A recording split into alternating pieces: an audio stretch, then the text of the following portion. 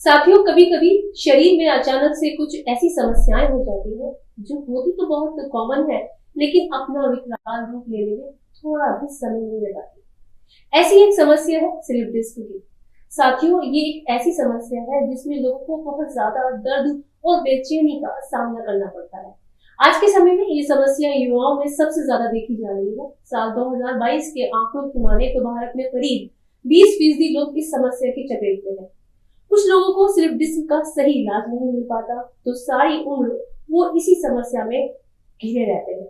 लेकिन साथियों, slip disc की समस्या में आपको घबराने की बिल्कुल भी जरूरत नहीं है, क्योंकि आज की इस खास शो में हमारे साथ जो डॉक्टर मौजूद है वो एक फिजियोथेरेपिस्ट है और उनका नाम है doctor Vinita Kansal ji, director healthy living physiotherapy clinic Faridabad से है। आज हम डॉक्टर विनीता जी से स्लिप डिस्क के बारे में सभी जानकारियां हासिल करेंगे। हम डॉक्टर विनीता से जानेंगे कि स्लिप डिस्क क्या है, ये समस्या क्यों होती है, कहाँ होती है, स्लिप डिस्क में क्या क्या परेशानियां झेलनी पड़ती है और इस समस्या से कैसे छुटकारा पाया जा सकता है। तो चलिए साथियों, सवालों का सिलसिला शुरू करने से पहले मैं डॉक्टर विनीता कंसल जी को बहुत बहुत शुक्रिया और स्वागत करना चाहूंगी। डॉक्टर विनीता कंसल जी, हमारे इस खास शो में आपका बहुत बहुत स्वागत है। Thank you summer for inviting me on this show. India news के सभी दर्शकों को मेरा नमस्कार। डॉक्टर विनीता जी, लोग स्लिप डिस्क का नाम सुनते ही अपनी कमर को पकड़ लेते हैं। आप हमारे दर्शकों को बताइए कि स्लिप डिस्क की समस्या आखिर है क्या और ये शरीर में कैसे होती है। हमारी रीढ़ की हड्डी छोटी छोटी हड्डियों से मिलकर बनती है, जिन्हें हम वर्टिब्रा कहते हैं। दो वर्टिब्रा के बीच में डिस्क प्रेजेंट होती है, जिसका वर्क होता है शॉक एब्जॉर्प्शन और स्पाइन को फ्लेक्सिबिलिटी देना। डिस्क दो पार्ट से मिलकर बनती है। Outer tough portion fibro cartilaginous material का बना होता है, जिसे हम एनुलस फाइब्रोसिस बोलते हैं, और सॉफ्ट जेलाटिनस इनर मटेरियल, जिसे हम न्यूक्लियस पल्पोसिस बोलते हैं। किसी कारण से अगर जब आउटर पोर्शन वीक हो जाता है, ट्रॉमा के केसेस में हो सकता है या फिर over a period of time, तो न्यूक्लियस पल्पोसिस उस टीयर पोर्शन से बाहर आ जाता है, उसे ही हम स्लिप डिस्क बोलते हैं। स्लिप डिस्क का ऑनसेट सडन भी हो सकता है या फिर धीरे धीरे over a period of time भी हो सकता है। Sudden onset usually accident cases में होता है, जैसे कार एक्सीडेंट या ट्रॉमा केसेस में जैसे फॉल, बट मोस्ट कॉमनली ये gradually over a period of time develop होता है। स्लिप डिस्क की 4 स्टेजेस होते हैं। फर्स्ट स्टेज ऑफ डीजनरेशन, जिसमें न्यूक्लियस पल्पोसिस का डीजनरेशन होता है बिना उसकी डिस्प्लेसमेंट के। Second stage is stage of protrusion, जिसमें न्यूक्लियस पल्पोसिस ट्राई करता है पुश करने की आउटर पोर्शन पे एनुलस फाइब्रोसिस की रिंग को, लेकिन बाहर नहीं आता है। Third stage is stage of extrusion, जिसमें न्यूक्लियस पल्पोसिस रिंग से बाहर आ जाता है। और फोर्थ स्टेज है स्टेज ऑफ सिक्वेस्ट्रेशन, जिसमें न्यूक्लियस पल्पोसिस कंप्लीटली बाहर आ जाता है डिस्क से और डिस्क पेरेंट डिस्क के कांटेक्ट में नहीं रहता है। और ये समस्या स्पाइन के किसी भी हिस्से में हो सकती है, सर्वाइकल स्पाइन में या लंबार स्पाइन में, बट कॉमनली ये लंबार स्पाइन में देखी जाती है। डॉक्टर विनीता, स्लिप डिस्क की समस्या में शुरुआत में हल्का दर्द होना शुरू होता है, जिसे अक्सर लोग नजरअंदाज कर देते हैं, लेकिन दर्द बढ़ने के बाद उन्हें पता चलता है कि वो स्लिप डिस्क की समस्या का शिकार हो गया। डॉक्टर, इस समस्या के शुरुआती लक्षण क्या है? गर्दन या कमर में दर्द, गर्दन का दर्द बाजू या हाथों तक आना, कमर दर्द टांगों या पैरों तक आना, हाथों में झंझनाहट, पैरों में झंझनाहट, स्टिफनेस, ज्यादा देर उठने बैठने में दिक्कत होना, नमनेस, ये स्लिप डिस्क के मुख्य लक्षण हैं। डॉक्टर विनीता, स्लिप डिस्क की समस्या सबसे ज्यादा युवाओं में देखी गई है। युवाओं में स्लिप डिस्क होने की क्या वजह है और स्लिप डिस्क की समस्या होने के मुख्य कारण क्या क्या है, यह हमारे दर्शकों को समझाइए। डिस्क डीजनरेशन एक नेचुरल एजिंग प्रोसेस है। जैसे जैसे हमारी उम्र बढ़ती है, डिस्क का वाटर कंटेंट कम होता चला जाता है और वो वीक होती चली जाती है। और इसके कारण है, जैसे एक्सीडेंट केसेस में हो सकता है, ट्रॉमा के केसेस में हो सकता है। पुअर पोस्चर एक बहुत इंपॉर्टेंट कारण है।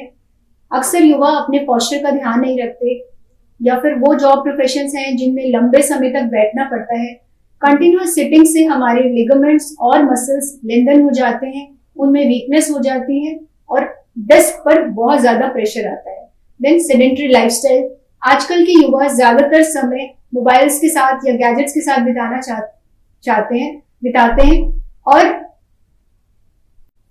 फिजिकल एक्टिविटी ज्यादा नहीं करते हैं, रेगुलर रूप से एक्सरसाइज नहीं करते हैं, उसके कारण sedentary lifestyle usually disc problem उसके कारण से हो सकती है।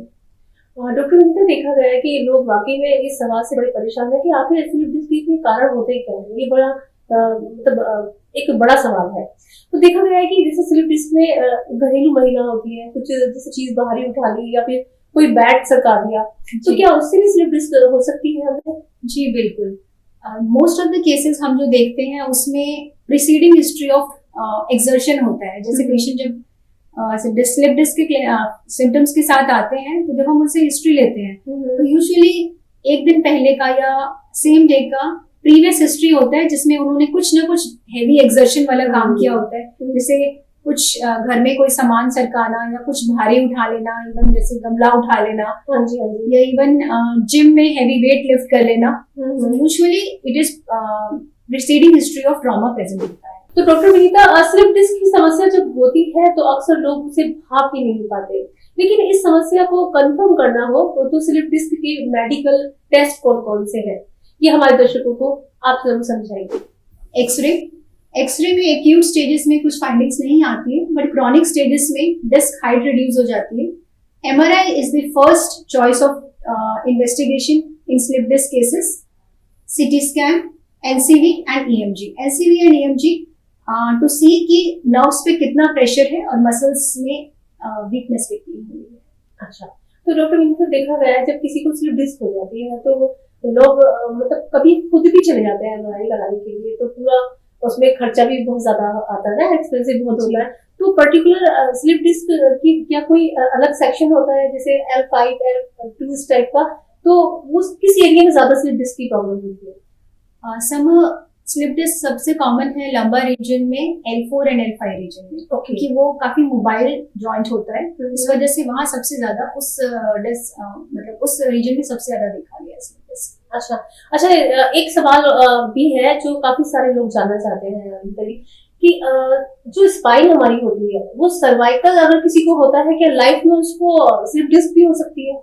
जी बिल्कुल। अच्छा, ये जरूरी है कि कभी हो सकता है, पर कब मतलब कितने लोगों को नहीं भी हो सकता है, इसका क्या कारण है? क्या कोई मतलब मोटापा भी इसका कारण हो सकता है? जी, ओबेसिटी डेफिनेटली एक रीजन होता है स्लिप डिस्क का, वन ऑफ द कॉजेज है, क्योंकि जितना वेट ज्यादा होगा स्पाइन पे, जितना लोड ज्यादा आएगा उतना ही स्पाइन का वेयर एंड टेयर ज्यादा होगा, डिस्क का वेयर एंड टेयर ज्यादा होगा। तो obesity is definitely directly linked to slip disc. Okay doctor Vinita, ये तो हमने सुना है कि स्लिप डिस्क की समस्या होने पर लोगों को काफी तकलीफ होती है, लेकिन आप हमें ये बताइए कि इस समस्या के होने पर कितनी परेशानी झेलनी पड़ती है और क्या इससे दूसरी परेशानियां भी हो सकती है?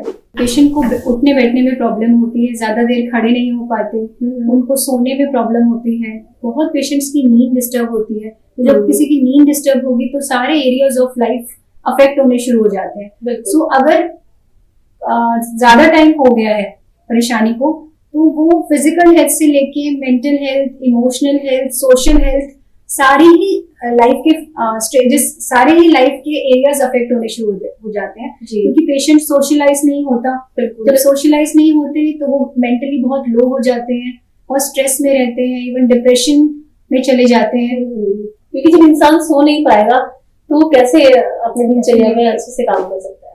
डॉक्टर विनीता, आप एक फिजियोथेरेपिस्ट हैं, आप स्लिप डिस्क की समस्या को कैसे ठीक करती है? क्या फिजियोथेरेपी से स्लिप डिस्क वापस से अंदर जा सकती है? प्रिवेंटिव रोल में पेशेंट को डिजीज के रिगार्डिंग कंप्लीट एजुकेशन दिया जाता है, उन्हें क्या क्या एक्टिविटीज करनी है, क्या नहीं करनी है, इवन एक्टिविटीज में मॉडिफिकेशंस बताई जाती हैं, उन्हें क्या प्रिकॉशंस लेनी है, उसके बारे में कंप्लीट पेशेंट को गाइड करा जाता है कि कैसे सोना है, अगर बहुत ज्यादा पेन है तो उन्हें करवट किस तरह से लेनी है। जैसे हम सजेस्ट करते हैं कि आप लॉग रोलिंग करिए, बेंट लेग्स को और बॉडी को एक साथ टर्न करिए, सेगमेंटल टर्निंग मत करिए।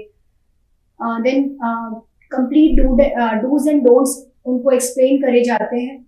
Next role is therapeutic role, जिसमें फर्दर 2 पार्ट्स में ट्रीटमेंट डिवाइड होता है। Pain management and exercises. Initial acute phase में जब पेशेंट को बहुत पेन होता है उस समय फिजियोथेरेपी मोडालिटीज के द्वारा पेन को कम किया जाता है। एक बार पेन कम हो जाता है तो हम एक्सरसाइजेस प्रोग्राम पर पेशेंट को लेते हैं। Exercise program complete rehabilitation provide करता है। Actually pain is just a symptom. Pain एक अलार्म है कि बॉडी के साथ कुछ गलत हुआ है, कुछ गड़बड़ है, और उस पेन को पेन का कंप्लीट क्योर, कंप्लीट ट्रीटमेंट नहीं देता है। जैसे हम मेडिसिन लेते हैं, मेडिसिन से पेन तो कम हो जाएगा लेकिन रूट कॉज वहीं एग्जिस्ट करता है। So basically physiotherapy root cause level पे वर्क करती है। अक्सर देखा गया है पेशेंट्स का पेन जब खत्म हो जाता है तो वो अपने नॉर्मल रूटीन पर आ जाते हैं, एक्सरसाइज नहीं करते हैं या फिर कुछ दिन एक्सरसाइज करके छोड़ देते हैं। So, ऐसे पेशेंट्स बहुत हाई रिस्क पे होते हैं दोबारा स्लिप डिस्क के एपिसोड के, एक्यूट एपिसोड के। डॉक्टर विनीता, स्लिप डिस्क की समस्या से रीढ़ की हड्डी पर क्या प्रभाव पड़ता है? क्या स्लिप डिस्क ठीक होने के बाद रीढ़ की हड्डी पर कोई असर रह जाता है? ये आप हमारे दर्शकों को बताइए। स्लिप डिस्क होने पर जो आसपास की नसें हैं उन पे दबाव आ सकता है। जब नसों पे दबाव होता है तो वो नसें जो मसल्स को सप्लाई करती हैं वो वीक हो जाती हैं। मसल वीकनेस होने पर एक्स्ट्रा लोड स्पाइन पे जाता है और over a period of time spine weak होती चली जाती है। स्पाइन हमारी पूरी बॉडी को स्टेबिलिटी प्रोवाइड करती है। जब मेन स्ट्रक्चर ही वीक हो जाएगा तो और जॉइंट्स की ओवरलोडिंग हो जाती है। सो लॉन्ग रन में स्पाइन मसल्स की वीकनेस की वजह से और जॉइंट्स का भी डिजनरेशन स्टार्ट हो जाता है। डॉक्टर विनीता, जब स्लिप डिस्क की समस्या में कमर का दर्द हद से ज्यादा बढ़ जाता है तो लोग सर्जरी की तरफ अपना रुख कर लेते हैं। इस समस्या में सर्जरी कितनी कारगर है और सर्जरी में कितना खर्चा आता है? मोर देन 95% ऑफ केसेस में सर्जरी की रिक्वायरमेंट नहीं होती है। कंजर्वेटिव मैनेजमेंट यानी फिजियोथेरेपी एंड मेडिकल मैनेजमेंट से ही पेशेंट ठीक हो जाते हैं। सर्जरी की कॉस्ट डिपेंड करती है कि कौन सी सर्जरी करी जा रही है, जिसमें मिनिमली इन्वेजिव स्पाइन सर्जरीज होती है एंड द कॉस्ट में vary from 1.5 to around 4 lakh. Okay, तो विनीता जी, जैसे आपके यहाँ अगर बंदा टाइम से पहुंच जाए, यानी कि पेशेंट अगर टाइम से पहुंच जाए तो क्या सर्जरी से बचा जा सकता है? जी समझ, सर्जरी के बेसिकली कुछ रेड फ्लैग्स होते हैं। जब वो प्रेजेंट होते हैं सर्जरी खाली उन्हीं केसेस में इंडिकेटेड होती है, जैसे sudden onset of severe weakness, bowel या ब्लैडर पे कंट्रोल ना होना, दैट इज यूरिन या मोशन का कंट्रोल नहीं होना, and saddle anaesthesia, that is anal region में सेंसेशन नहीं फील होती है। Only in these cases surgery is required. Rest of the cases surgery is not at all required. Conservative management के through slip disc आराम से cure हो जाता है। बिल्कुल, यानी कि फिजियोथेरेपी से काफी हद तक हम अपनी स्पाइन को ठीक कर सकते हैं। बिल्कुल बिल्कुल, फिजियोथेरेपी तो बहुत इंपॉर्टेंट रोल प्ले करता है बिल्कुल स्लिप डिस्क के ट्रीटमेंट में। डॉक्टर विनीता, स्लिप डिस्क की समस्या से राहत पाने के लिए क्या ट्रीटमेंट लिए जा सकते हैं? और एक सवाल मेरा ये भी है कि अगर स्लिप डिस्क एक बार ठीक हो जाए तो क्या ये दोबारा भी हो सकती है? ये काफी इंपॉर्टेंट सवाल है जो हमारे दर्शक पूछना चाहेंगे। फिजियोथेरेपी एंड मेडिकल मैनेजमेंट दोनों के द्वारा स्लिप डिस्क की ट्रीटमेंट होता है। फिजियोथेरेपी का भी बहुत इंपॉर्टेंट रोल है, जैसे मैंने अभी बताया। एक बार ठीक होने के बाद ये समस्या बिल्कुल फिर से हो सकती है अगर पेशेंट ध्यान नहीं देंगे, प्रिकॉशंस नहीं फॉलो करेंगे, अपने पोस्चर का ध्यान नहीं देंगे और एक्सरसाइज करना बंद कर देंगे। तो बिल्कुल, तो अभी हम दर्शकों के लिए कुछ ऐसी एक्सरसाइज हैं जो अभी हमें डॉक्टर विनीता जी ने बताई है, तो पीछे अगर बैकग्राउंड पे चल रही है, आप चाहे तो वो एक्सरसाइज कर सकते हैं। इस शो में हमने आपके लिए स्पेशली एक्सरसाइज रखी है।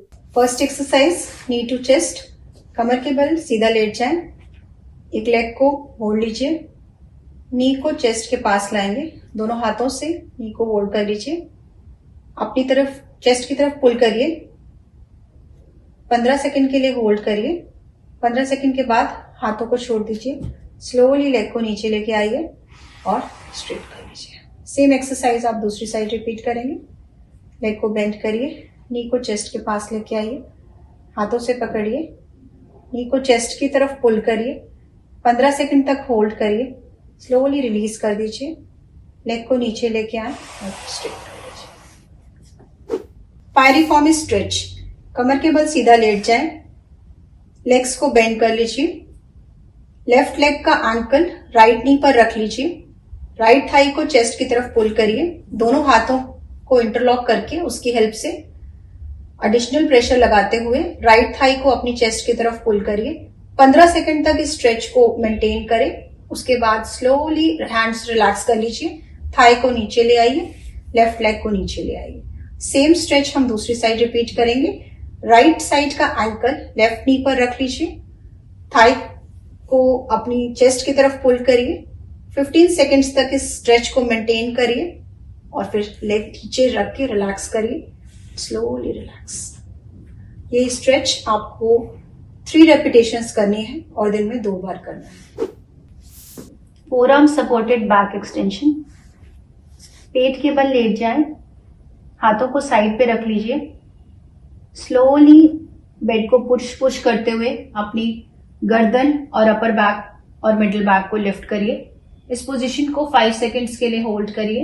1 2 3 4 5 एंड स्लोली कम बैक। इस एक्सरसाइज की 5 रेपिटेशंस करनी है और दिन में 2 बार रिपीट करना है। Static abdominals. कमर के बल सीधा लेट जाएं, धीरे से टांगों को मोड़ लीजिए, दोनों हाथों को कमर के निचले हिस्से पे रख लीजिए और कमर से हाथों को प्रेस करिए और 5 काउंट करिए। 1 2 3 4 5 एंड रिलैक्स। ये एक्सरसाइज की 5 रेपिटेशंस आपने करनी है और दिन में 2 बार रिपीट करना है। Tummy tuck exercise. कमर के बल सीधा लेट जाएं, दोनों टांगों को स्लोली मोड़ लीजिए, अपने नाभि को अपने अंदर की तरफ खींचना है और 5 सेकेंड्स तक रोकना है। 1 2 3 4 5 एंड रिलैक्स।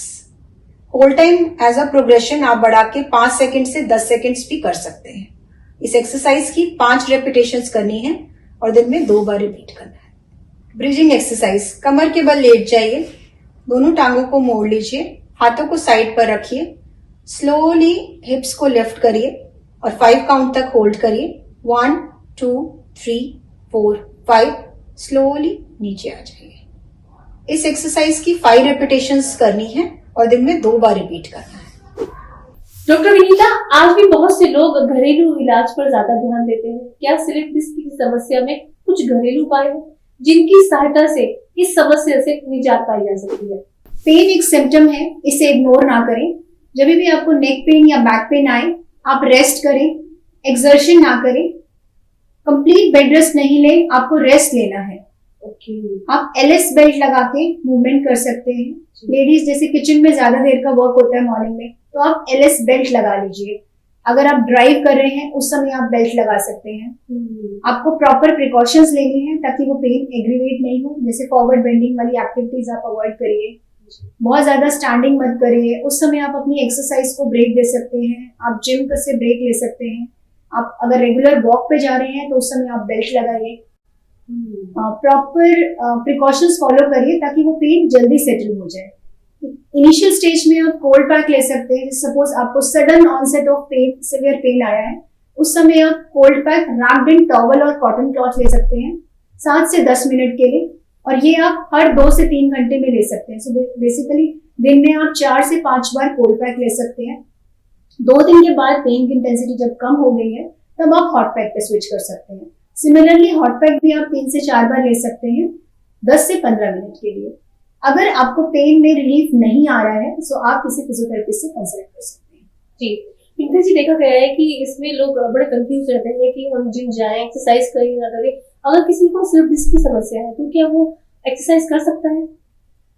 देखिए, एक्सरसाइजेज जो हैं उनको कंप्लीट गाइडेंस में करनी है, क्योंकि जिम में जाएंगे फिर से वो वेट, यूजुअली जिम में वेट लिफ्टिंग के टाइम पे स्लिप डिस्क की प्रॉब्लम आती है। सो अगेन जाके हेवी एक्सरसाइजेस स्टार्ट कर स्पाइन पे जोर पड़ेगा, फिर स्पाइन पे हो सकता है डिस्क 25% ही निकला हो, लेकिन अगर आपने दोबारा से बिना मसल्स को स्ट्रेंथन करे दोबारा से वेट लिफ्टिंग स्टार्ट कर दी तो हो सकता है डिस्क कंप्लीटली बाहर आ जाए और आप सर्जरी में भी एंड अप कर सकते हैं। सो छोटी सी लापरवाही आपको सर्जरी तक ले जा सकती है। इसीलिए बहुत इंपॉर्टेंट है कि जब भी स्लिप डिस्क की प्रॉब्लम है उस समय आप एक्सरसाइज से ब्रेक लीजिए और फिजियोथेरेपी गाइडेंस में ही एक्सरसाइज करेंगे। डॉक्टर विनीता, कहते हैं योग कई बीमारियों की समस्याओं का समाधान है। स्लिप डिस्क की समस्या में योग कितना महत्वपूर्ण है और इस समस्या में रोगी को क्या क्या सावधानियां बरतनी बेहद जरूरी है, ये आप हमें समझाइए। योग का जनरल फिटनेस में बहुत महत्वपूर्ण रोल है, लेकिन जब आपको कोई मेडिकल कंडीशन है जैसे स्लिप डिस्क, तो आप एक्सरसाइजेस फिजियोथेरेपी गाइडेंस में करिए। उस समय हम योगा के लिए एडवाइस नहीं करते, उसके कुछ कारण हैं। फिजियोथेरेपी में बेसिकली एक्सरसाइजेस कस्टमाइज्ड होती है, दैट इज पेशेंट की मेडिकल कंडीशन के अकॉर्डिंगली एक्सरसाइज कराई जाती है। एक्सरसाइज डोज बेस्ड होती है, जैसे एलोपैथी में मेडिसिन जब हम प्रिस्क्राइब करते हैं तो उसकी एक डोज होती है। सिमिलरली फिजियोथेरेपी में एक्सरसाइज की भी एक डोजेज होती है, जिसमें पेशेंट को कितनी रेपिटेशंस करनी है, जैसे नंबर ऑफ टाइम करना है एक्सरसाइज को, उसकी फ्रीक्वेंसी क्या रखनी है, दिन में कितनी बार करनी है एक्सरसाइजेस, होल्ड टाइम कितना रखना है। सो बेसिकली पेशेंट की कंडीशन के अकॉर्डिंग हम डोजेज चेंज करते हैं। सपोज एक पर्टिकुलर एक्सरसाइज है वो पेशेंट आज नहीं कर पा रहे, तो आज की जो डोज है, सपोज मेरी पेशेंट को 5 रेपिटेशंस मुझे करानी है, बट पेशेंट 5 रेपिटेशंस नहीं कर पा रहे, सो मैं डोज कम कर दूंगी। पेशेंट को अगर थोड़ी सी दिक्कत हो रही है तो मैं उसका होल्ड टाइम कम कर दूंगी। सो बेसिकली सेम एक्सरसाइज कई बार उसका जो नॉर्मल हमें जितनी करानी होती है, सपोज 5 रेपिटेशंस करानी है और 5 सेकंड्स का होल्ड टाइम कराना है, उसको हमें अचीव करने में कई बार हमें 1 वीक तक लग जाता है, क्योंकि धीरे धीरे मैं डोज बढ़ाऊंगी, उतना ही करवाएंगे जितना पेशेंट टॉलरेट कर पा रहा है। सो ये सब चीजें योगा में पॉसिबल नहीं होती हैं। Yoga is basically generalised strengthening, but medical condition requires a specific strengthening, तो सिर्फ एक फिजियोथेरेपिस्ट ही करवा सकते हैं। डॉक्टर नीता, एक सवाल हमारा स्लिप डिस्क के मरीजों के लिहाज से ये भी है कि स्लिप डिस्क में रोगी को कितने समय तक कंप्लीट बेड रेस्ट लेना जरूरी है, ताकि रोगी की ये समस्या पूरी तरह से ठीक हो सके। स्लिप डिस्क में पेशेंट को कंप्लीट बेड रेस्ट नहीं लेना है, रेस्ट लेना है, ना कि complete bed rest. Complete bed rest के अपने डिसएडवांटेजेस हैं। कंप्लीट बेड रेस्ट से स्पाइन मसल्स बहुत जल्दी वीक हो जाती हैं। एक्चुअली डिस्क की जब हम चलते हैं तो स्पाइन की लोडिंग होती है। डिस्क का न्यूट्रिशन तभी मिलेगा डिस्क को जब उसमें से वेट जाएगा। सो अगर हम लेटे रहेंगे, डिस्क के ऊपर वेट बेरिंग नहीं होती, उसका न्यूट्रिशन, उसकी ब्लड सप्लाई लो रहती है, उसको न्यूट्रिशन नहीं मिलता, तो हीलिंग और ज्यादा डिले हो जाती है। सेकेंड साइड इफेक्ट रहता है कि मसल्स वीक हो जाती है।